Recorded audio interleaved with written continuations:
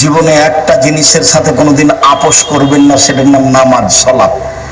কোনোদিন বলবেন না আচ্ছা কাল থেকে পড়বো, আচ্ছা পরে পড়বো, আচ্ছা দেখি পড়বো ইনশাআল্লাহ। এইরকম জীবনে কোনোদিন আপোষ করবেন না। পৃথিবীতে একটা কাজ এত জরুরি, এত জরুরি, এত জরুরি, মানুষের জীবদ্দশায় পৃথিবীতে এত জরুরি কোন কাজ নেই। বলেন তো সেটা কি? সেটা সালাত।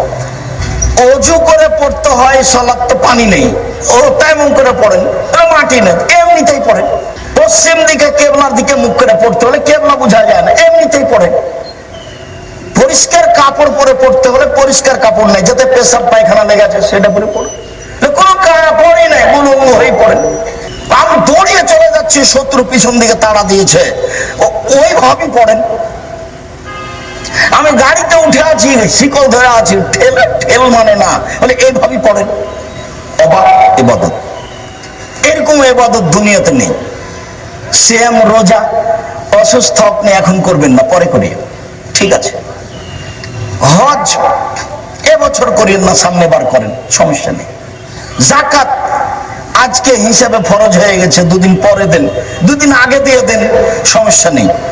অবাক ইবাদত পৃথিবীতে সালাত, যার সাথে কোনো আপোষ নেই।